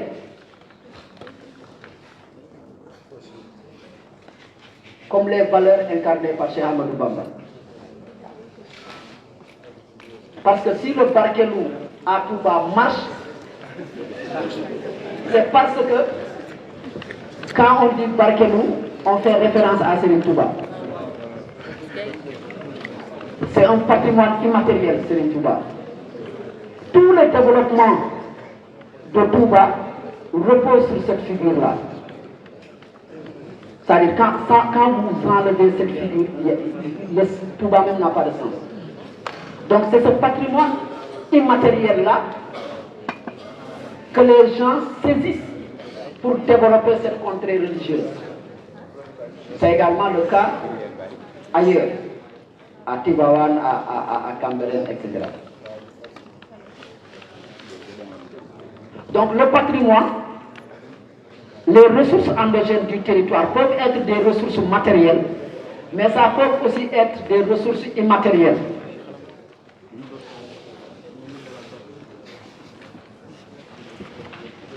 Alors, le développement local, c'est un triptyque. C'est le territoire, ce sont les acteurs et c'est la gouvernance. Et c'est matérialisé par le triangle que vous voyez. Le territoire, c'est quoi? C'est un espace approprié par un acteur. Et non seulement il y a une appropriation, mais il y a un sentiment d'appartenance à ce territoire. Et ce qui en fait un espace de solidarité.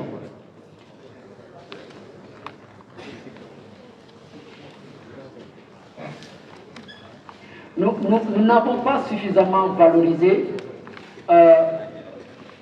les ressources identitaires de nos territoires.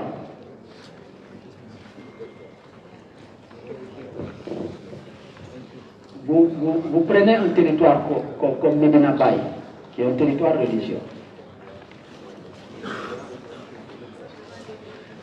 Mais nous avons, dans ce territoire-là, une dimension matérielle, mais surtout une dimension immatérielle extrêmement forte.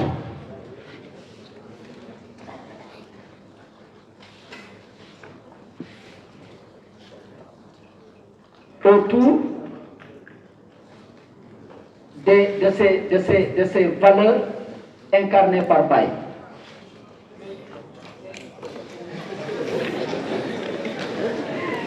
Je suis allé dans le nord du Nigeria en mission.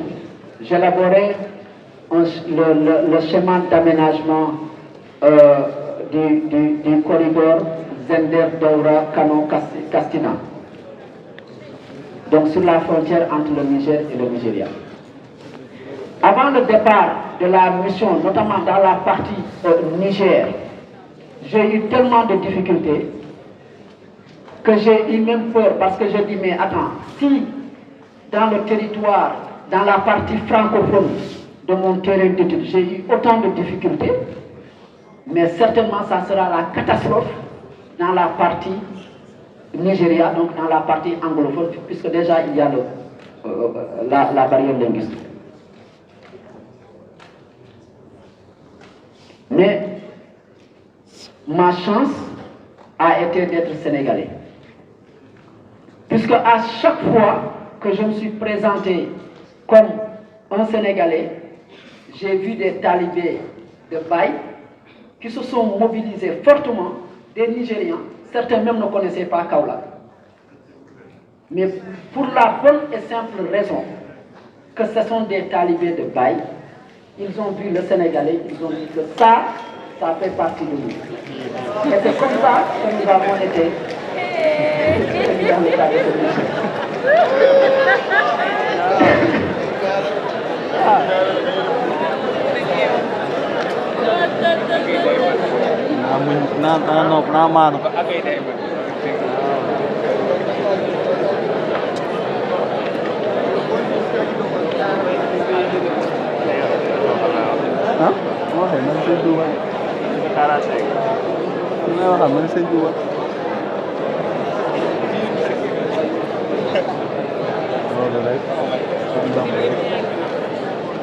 Alors, donc pour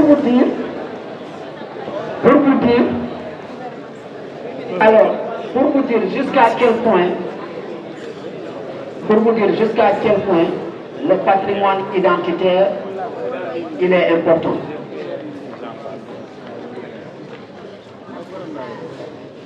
Il est important. Nous avons animé pendant cette même mission un atelier à Kano.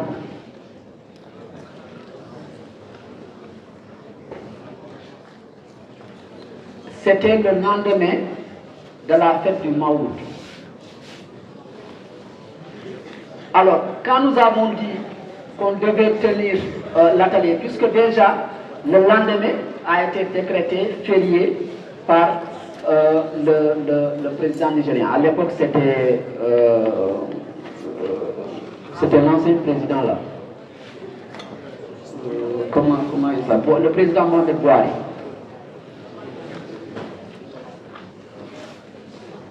Alors, j'étais surpris le lendemain quand nous avons organisé l'atelier et de la forte mobilisation. Et une bonne partie de l'atelier, les gens ont passé leur temps à parler de Medina Baye et de cette forte dimension religieuse qui n'avait absolument rien à voir avec la mission que j'étais en train de conduire. Donc pour dire jusqu'à quel point ce potentiel religieux il est important. Et moi, à chaque fois que je me rends à Kaolack, je regarde, je dis que nous avons encore un potentiel à valoriser autour de ce patrimoine religieux-là.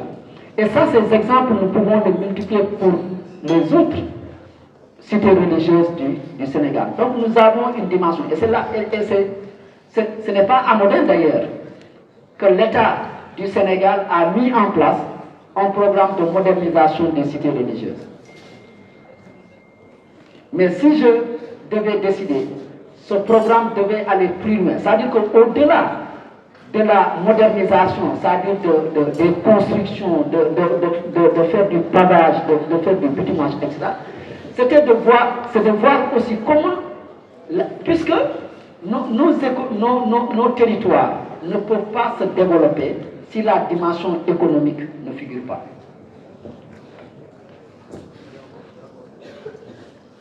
Et donc, ce qui pouvait être intéressant et original avec ce programme de modernisation des cités religieuses, c'était d'aller au-delà du matériel, c'est-à-dire de tout ce qui est aménagement, pavage, réfection de mosquées, construction de mosquées, etc.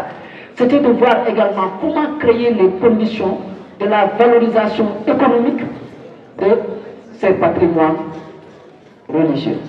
Ça allait être extrêmement important pour ces cités.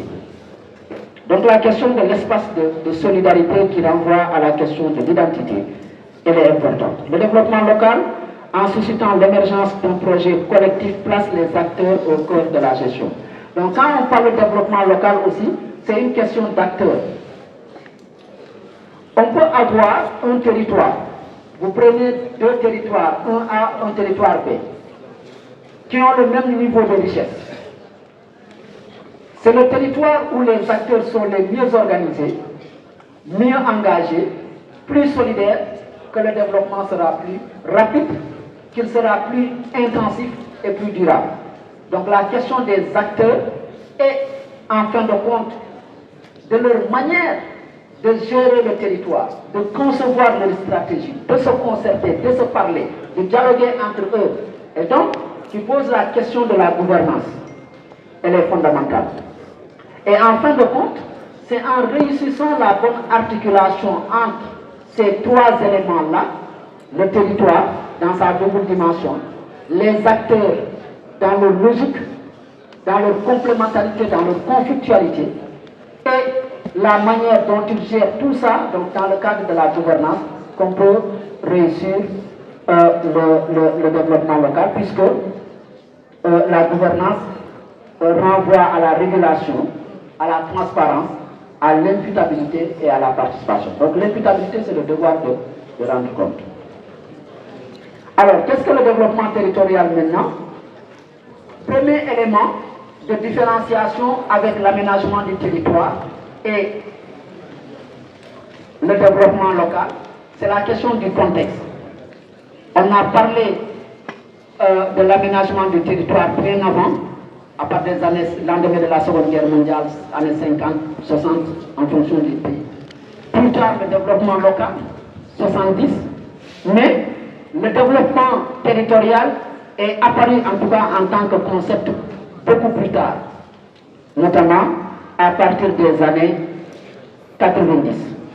C'est un nouveau paradigme. Le paradigme, c'est le modèle de référence qui fait suite donc à l'aménagement du territoire et au développement local. Donc du point de vue séquence, ça vient après l'aménagement du territoire, ça vient après le développement local. Donc les deux termes, le développement, vous savez, c'est un processus complexe devant conduire au mieux-être, donc à l'épanouissement des populations. Donc cela suppose qu'on ait une transformation positive du territoire. Donc le territoire, nous l'avons dit, c'est un espace approprié par un groupe social, donc un espace de référence. Il est vécu, mais aussi il est produit. Il est produit parce que tout espace n'est pas territoire.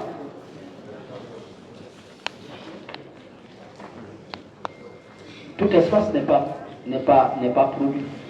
C'est à partir de l'instant où l'homme occupe l'espace, il s'approprie l'espace, il l'aménage, qu'on est en présence de territoire. On a beaucoup d'espace au niveau de Dakar.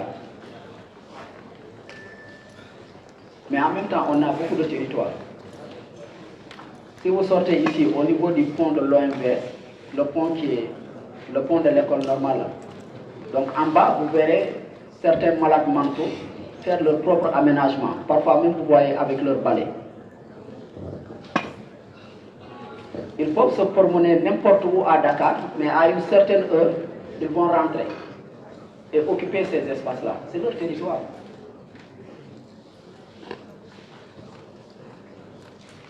C'est leur territoire.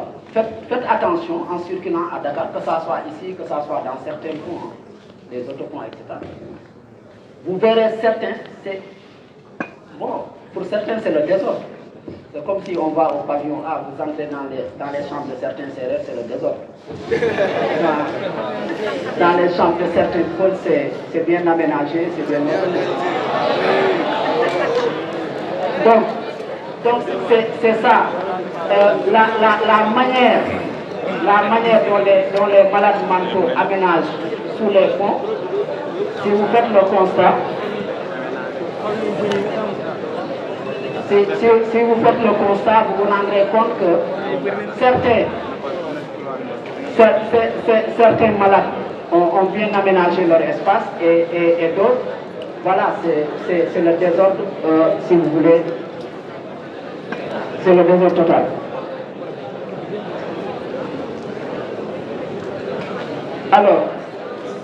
Alors, le territoire combine une dimension matérielle et une dimension immatérielle. Donc, ça, nous l'avons expliqué, comme dans le cas de Touba.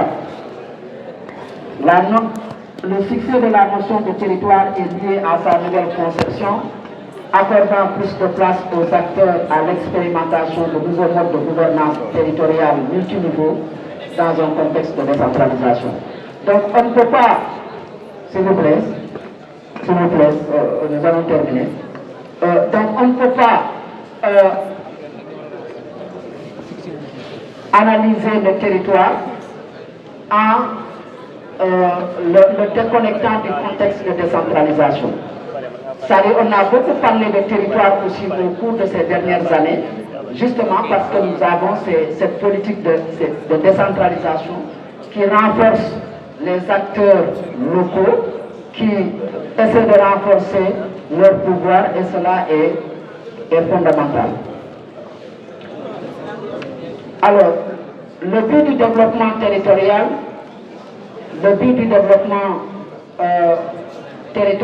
est de rendre les territoires attractifs et compétitifs afin d'accroître leurs chances dans la compétition mondiale. Il se situe donc au croisement du développement local et régional, du développement durable, de l'aménagement et de la gestion territoriale. L'objectif majeur est de rendre les territoires attractifs et compétitifs, de leur donner une chance dans la compétition internationale par la valorisation des ressources territoriales grâce au rôle majeur des acteurs de ces territoires en combinant différentes préoccupations. Donc, la notion de développement territorial met le focus sur deux notions qui sont importantes. C'est celle de l'attractivité et de la compétitivité territoriale. Donc, on ne peut pas parler de développement territorial si le territoire n'est pas attractif. On ne peut pas parler de développement territorial si le territoire n'est pas compétitif.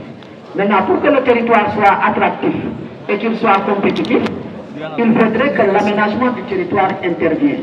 Que l'aménagement du territoire intervienne du point de vue de l'organisation, de la bonne organisation pour que le territoire soit attractif, donc en tenant compte de l'articulation entre l'économique, mais aussi en tenant compte de la dimension environnementale. Il est important que le territoire soit compétitif dans le cadre du développement territorial. Donc cela suppose que la politique d'aménagement du territoire, dans le cadre de ce territoire-là, mette en place des infrastructures, des équipements, des services de qualité, des services qui sont capables d'offrir le bien-être économique et social à ces populations. Et enfin, dernier élément important, c'est que comme le développement local et l'aménagement du territoire, le développement territorial est aussi global, puisqu'il y a l'importance de ces différentes dimensions économiques, sociales et environnementales. Alors, la dimension environnementale reste objet de discussion, de problématiques relativement à l'aménagement, relativement au développement territorial, puisque pour certains, Si on doit avoir la compétitivité territoriale, cela suppose qu'on ait des exploitations, des valorisations sur le plan environnemental. Et alors que si la compétitivité elle est forte, elle est importante, ça peut influer sur les conséquences, sur le cadre environnemental avec des conséquences néfastes. Donc le principal enjeu, c'est d'arriver à cette articulation-là entre compétitivité ou attractivité territoriale et la question de la protection de l'environnement. Et c'est tout le débat, n'est-ce pas, que nous avons eu sous le magistère de Trump. Ça commence d'ailleurs à se poser puisqu'il commence à avoir le devant sur les différents sondages. Et donc, la question est de savoir est-ce que nous pouvons réussir la compétitivité des territoires tout en assurant la préservation et la protection de l'environnement. Alors, enfin, quand vous regardez, s'il vous plaît, je termine, quand vous regardez le tableau de l'avant-dernière page, donc nous avons la présentation des différents concepts, des trois concepts. Ça vous permet de voir les relations, les liens et les différences qui existent entre ces différents concepts. Et je crois qu'il y a un ensemble, si vous voulez, d'éléments qui permettent de différencier. Le problème des étudiants se situe le plus entre les concepts de développement local et les concepts de développement territorial. Et à ce niveau, c'est principalement la question de l'échelle qui nous permet de différencier. Généralement, et quand vous regardez ici les cadres territoriaux principaux, pour le développement local, on vous parle de sous-région, et pour le développement territorial, on vous parle de région et de territoire. Cela veut dire quoi? Cela veut dire que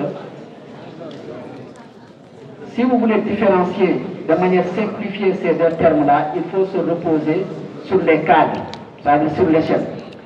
Le développement local se passe à des échelles territoriales micro, donc mini. C'est pourquoi ici, Baudel parle de sous-région. Sous-région au sens de petits territoires. C'est comme la commune par exemple. Alors que le développement territorial se passe, comme il dit, à l'échelle région. Échelle région, cela veut dire qu'à un niveau beaucoup plus étendu que le niveau sous-régional. Donc si de manière schématique, on parle de développement local à l'échelle d'une commune, on parlera de développement territorial à l'échelle du département ou bien à l'échelle de plusieurs communes. Et l'autre élément de différenciation, c'est que dans le cadre du développement territorial, puisqu'on parle d'attractivité et de compétitivité, on ne peut pas construire, en tout cas dans les contextes notamment sénégalais et africains, on ne peut pas construire l'attractivité et la compétitivité des territoires sans pour autant que l'État ne s'implique. L'implication de l'État est fondamentale sur la question de l'attractivité, sur la question de la compétitivité. Parce que les infrastructures, les équipements les plus structurants qui peuvent contribuer à l'attractivité ou à la compétitivité du territoire ne peuvent être réalisés que par l'État qui a une certaine capacité financière et pas par les collectivités territoriales. C'est comme la question de l'industrie qu'on a évoquée tantôt pour Kédougou. Aujourd'hui, on ne peut pas parler de l'industrialisation de Kédougou et en conséquence de l'attractivité et de la compétitivité de Kédougou si l'État ne s'y met pas. Le conseil régional de Kédougou à lui seul, le conseil départemental de Saraya ou de Salemata ne peut pas réussir la politique d'industrialisation de Kédougou. Il faut que l'État s'y implique. Mais le conseil départemental peut faire d'autres réalisations qui, en relation avec les interventions de l'État, peuvent accélérer l'attractivité et la compétitivité de Kédougou. Donc c'est pourquoi on dit que dans le cadre du développement territorial, on a cette combinaison entre le bottom-up, c'est-à-dire ce qui est porté par les collectivités territoriales, qui est fondamental, ici le conseil départemental, et de l'autre côté, le top-down, c'est-à-dire les actions qui sont portées par l'État et qui sont fondamentales. Pour conclure, quelques éléments clés de similitude et de différence. L'aménagement du territoire, le développement local et le développement territorial sont tous mis en œuvre à l'échelle du territoire par des acteurs. Donc au moins, les trois concepts ont ça en commun. Ça se passe sur des territoires et c'est porté par des acteurs. Les acteurs peuvent être différents, les territoires peuvent être différents, mais ça se passe toujours sur des territoires et c'est toujours porté par des acteurs. Deuxième élément, l'aménagement du territoire est multiscalaire, c'est-à-dire qu'il est mis en œuvre à différentes échelles.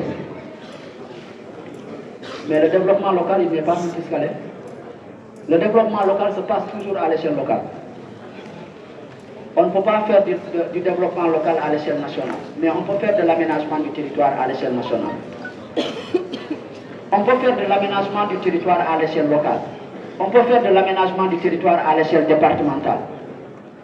Mais on fait du développement local à l'échelle de la commune. On peut faire du développement territorial à l'échelle départementale. Mais à l'échelle communale, on fera du développement local parce qu'on est sur un micro-territoire. L'aménagement du territoire peut être top-down. Le développement local est toujours bottom-up. Ça aussi, c'est une différence. C'est-à-dire que l'État peut faire de l'aménagement du territoire, mais l'État ne peut pas faire du développement local. Le développement local est porté par les acteurs à la base. Ça part de la base. C'est endogène. Donc le développement local, il est bottom-up. L'aménagement du territoire peut être bottom-up. C'est-à-dire que les acteurs locaux peuvent faire de l'aménagement du territoire. À Touba, nous avons des acteurs locaux qui font de l'aménagement du territoire sous l'égide du Khalif général, avec la philosophie de Bamba. Mais on ne peut pas faire du développement local à l'échelle nationale. On peut faire l'aménagement du territoire à l'échelle locale, on peut faire l'aménagement du territoire à l'échelle nationale, on peut faire l'aménagement du territoire à l'échelle supranationale. Mais le développement local, il se fait toujours à l'échelle de nos collectivités, de nos communes. Le développement local donc se passe dans un micro-territoire échelle locale, moins important que celui du développement territorial. Donc, principale différence entre les deux. Le développement local, tout comme le développement territorial, est global. Nous l'avons dit, il est économique, il est social, il est environnemental. Il n'est pas seulement économique. Tout au début, les gens ont voulu nous faire croire que l'aménagement du territoire était essentiellement économique. Nous avons vu que par la suite, l'aménagement du territoire a évolué pour intégrer les conceptions, les dimensions sociales et les dimensions environnementales. Le développement local, le développement territorial ont également cette triple dimension-là, économique, sociale et environnementale. Et ce sont ces trois dimensions qui concourent à un bon aménagement du territoire, qui concourent à un bon développement local, qui concourent à l'attractivité et à la compétitivité des territoires et en conséquence au développement territorial. Enfin, en permettant une bonne organisation du territoire, l'aménagement du territoire peut promouvoir un développement territorial cohérent et durable. Donc, l'aménagement du territoire peut concourir au développement territorial. Parce que l'aménagement du territoire, c'est la recherche d'une bonne organisation du territoire. Le développement territorial, c'est la compétitivité et c'est l'attractivité du territoire. Pour qu'un territoire soit compétitif, pour qu'un territoire soit attractif, et donc pour qu'on ait le développement territorial, cela suppose que le territoire soit bien organisé, que le territoire s'inscrit dans une organisation fonctionnelle. Donc voilà, je termine par la réponse à ces deux questions. Alors, quels sont les fondements du développement territorial? Alors, il y a un certain nombre d'éléments qui sont importants. C'est d'abord la question du territoire. Le développement territorial que nous voulons avoir dépend d'abord du type de territoire que nous avons. Donc c'est fondamental. Le deuxième élément, et comme nous l'avons expliqué dans le cadre du développement territorial, il y a la question des acteurs.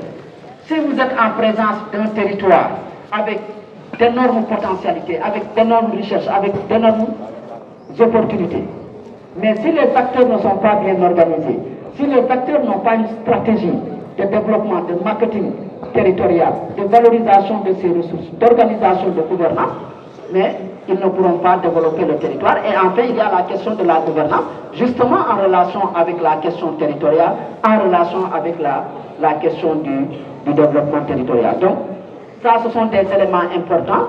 Et ensuite, un autre élément, il y a la dimension politique dans tout ça. Puisqu'en réalité, aujourd'hui, nos territoires sont organisés de telle sorte que l'acteur politique a une influence forte. Le développement des territoires du Sénégal aujourd'hui dépend fortement aussi de cette volonté politique à différents niveaux, que ce soit à l'échelle communale, à l'échelle départementale ou bien à l'échelle nationale. Il est fondamental qu'il y ait cette volonté politique, qu'il y ait cette forte implication et cette bonne prise de vue, si vous voulez, des acteurs politiques. Enfin, est-ce qu'on peut parler de similitude entre le développement local et l'aménagement du territoire dans un contexte où les deux concepts incluent les acteurs incluent tous les acteurs du territoire? Effectivement, nous avons souligné il y a des similitudes. D'abord sur l'approche globale. On a dit que pour l'aménagement du territoire, c'est le social, c'est l'économique, c'est l'environnement. On l'a dit pour le développement local. On a dit que pour l'aménagement du territoire, autre similitude, puisque vous parlez des similitudes, on a dit que l'aménagement du territoire peut se passer à l'échelle locale. Aujourd'hui, la commune de Fongolimbi peut élaborer son schéma communal d'aménagement et de développement local. La commune de Fongolimbi peut élaborer et mettre en œuvre son plan local de développement. Donc, ils peuvent partager la même échelle. Donc ça, ce sont des, si vous voulez, des similitudes. Il y a la question également territoriale avec la double dimension. Quand on fait du développement local, on doit concevoir le territoire dans sa double dimension, c'est-à-dire sa dimension matérielle, mais aussi sa dimension idéale, tout ce qui est représentation, tout ce qui est perception. On ne peut pas, nos territoires ne sont pas neutres, comme j'ai l'habitude de dire. Le territoire, il n'est pas neutre. C'est-à-dire le territoire a ses réalités. Et quand on fait du développement local, on tient compte de ces réalités-là.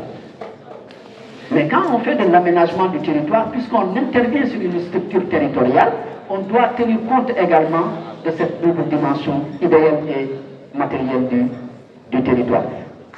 Puisque toute politique d'aménagement du territoire qui ignore les réalités du territoire risque de passer à côté. Je crois que je vous ai donné l'exemple du Congo. Quand les gens ont conçu les politiques d'aménagement du territoire dans le cadre des villages, des regroupements, sans pour autant tenir compte de cet exemple des réalités locales, parce qu'ils avaient perdu de vue le fait que quand on veut faire de l'aménagement du territoire, on est obligé de prendre en compte les réalités de ces populations-là qui avaient une relation forte avec leurs ancêtres.